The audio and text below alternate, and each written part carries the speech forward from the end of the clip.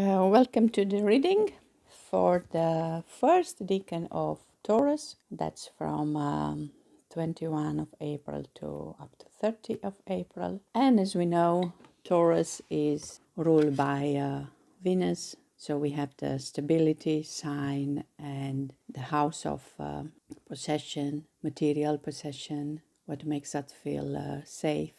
And then we have the love and the harmony and the balance that Venus brings. But for this decan, we also have Mercury as a sub-ruler, and he brings a totally different type of energy. So I thought I will color this image because I like the idea that he is very much earthy. Of course, it's an earth sign, a soft energy, I think, due to Venus. And the card that is associated with this particular decan is the Five of Pentacles. And what we see, this is not classical tarot, but we see somebody who stays in front of a holy place. He looks for a spiritual help, any kind of help that's coming from this window here, the church. And then we have the Five Pentacles there. So the Five of Pentacles, it's a card of material problems. And I thought it's nice to look at another deck where the Five of Pentacles becomes Five of Trees. And we see all these colors like a trouble soul, trouble in our life.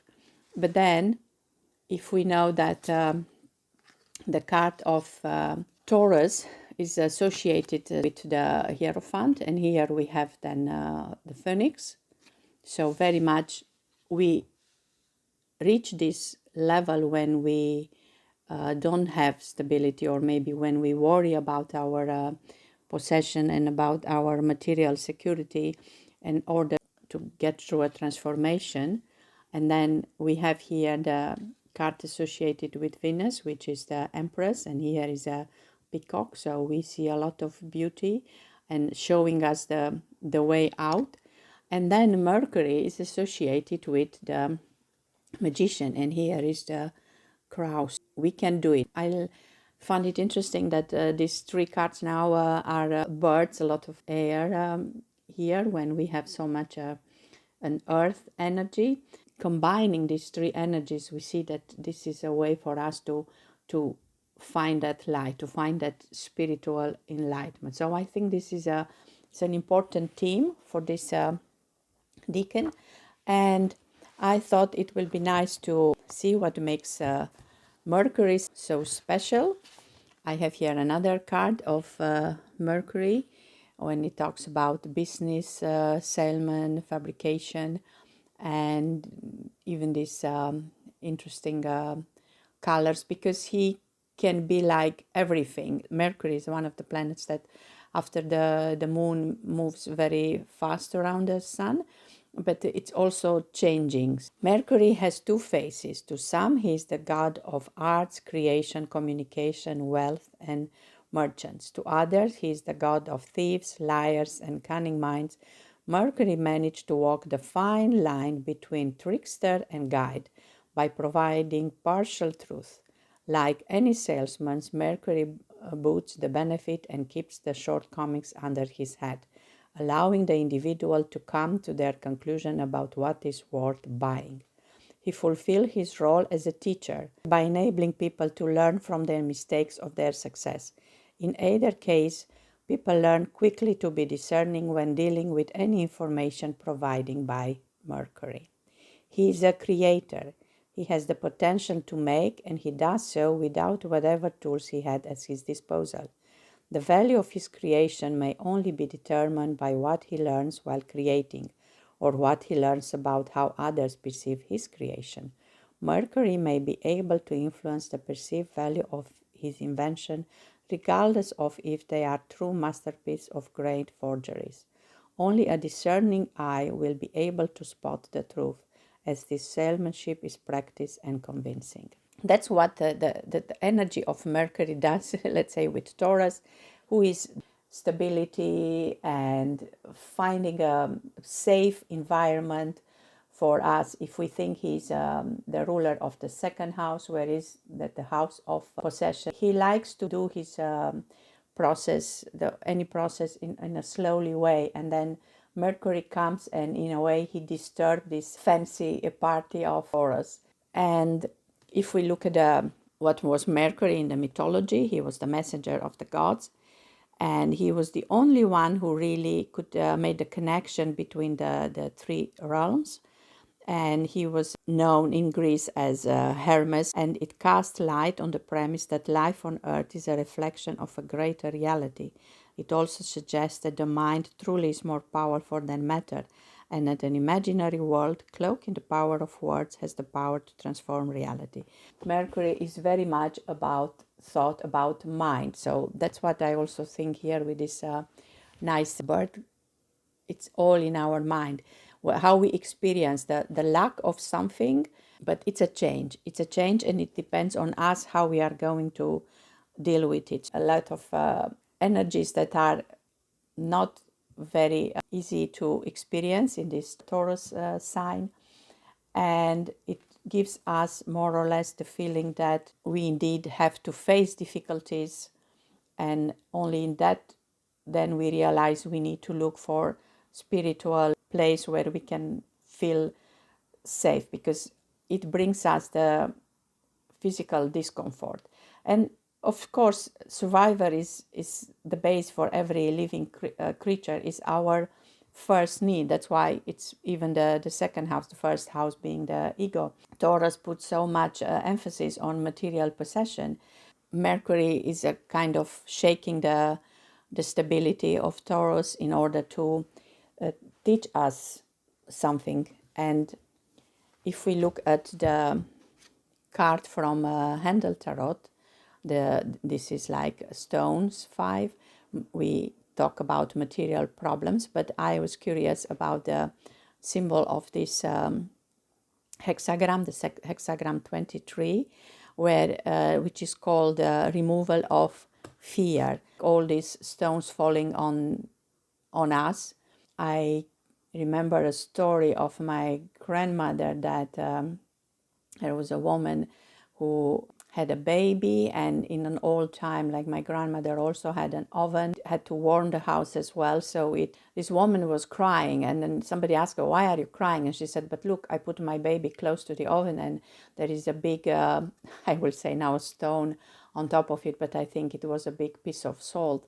And I said, "I'm afraid that that piece is going to fall on my baby and kill my baby," and that was always, it stick that image to me, because of course she was not doing anything to take the baby away or to take the stove. The baby had to be there because that was the only warm place in the house, so that you understand. And maybe she couldn't reach the salt, but that's just the idea, that she was already worried and crying about the stones that are going to fall, the problems that are going to come. And I think there is here also like a small stone that is not really on the floor, that was catch by these trees. So maybe even if they fall, they are not going to destroy us, but the fear is there, and it's normal. So the message for this card from the I Ching is that we are only seeds. All life form starts as seeds or embryos or eggs, and birth happens when the shell is broken by a life-giving force. In a recapitulation of our beginning, our concept, growth, and birth, we too must vigorously break through our shell. Nature begins all of life covered in protective shields to be birthed into vulnerability over and over again. We shall do this many times during our lives, with death, the ultimate shedding and breakthrough. The coverings and removal of coverings become physical, mental, and spiritual. How many layers can you shed while you are here? How many have you shed already? So how do we react in front of the issues of the lack of something? Because it's in the end about having and not having. So one way to do it, what we see here in the this 5 of coins, that it's associated with the little match girl story. This girl was in a New Year's Eve outside trying to sell her matches, and she was of course very cold, and she didn't dare to go home because her parents were abusing her, and then she knew that if she doesn't go with money, then they are going to punish her. So she started using the matches to warm herself, but she saw beautiful things in the flame, and then slowly she used all of them just to live in a kind of illusionary world where in her vision she was happy. Maybe that's one way to deal with the energy that Mercury is pushing us in this decan to change. And of course, not that we don't need the possessions, but the lack of a possession to see more as a learning process.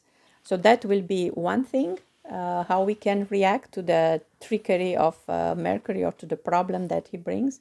Another will be to think of maybe Hansel and Gretel. They were also out in the snow or in the forest. They were lost, but then they were the one who learned how to trick the trickster. So that's another lesson. It happens. It is there. It forces us to change, but we can also become the one tricking the trickster. I mentioned in the beginning that Mercury in Greek was called Hermes. We also have a story about Hermes who was stealing Apollo's cattle because he wanted to help his mothers. And then he got caught, and then he managed to convince Apollo that he had a very beautiful instrument, and Apollo liked the sound of that instrument so much that in the end he give him the kettles in order to keep the instrument. Then he still managed to turn the situation in his favor, because in the end maybe the intentions were good. And I want to pick up a card for a person, let's say, from this decan, number 7. How do we get the number 7 from, I think it's about 25 April. So those born in 25 April, then 2 plus 5 is 7. Other say if they have Mercury in Taurus and their even path number is 7, that can also be. And let's see a card for them. The Portal Keeper. Now that's a beautiful card. And I said 25, but this is a double. So this is 50. And the meaning of the card: gently explore the edge of your reality. Spend time in the forest to listen. Deepen your meditation practice. Dance yourself into ecstasy. Explore psychic tools, and study new healing modalities. If you feel lacking in purpose or life seems a little mundane, remember there is never a reason to be bored. What we experience with our physical sense is just the tip of the iceberg. Magic exists wherever you care to find it. Look between the lines to limitless discovery. I hope you enjoy this reading, and see you next time.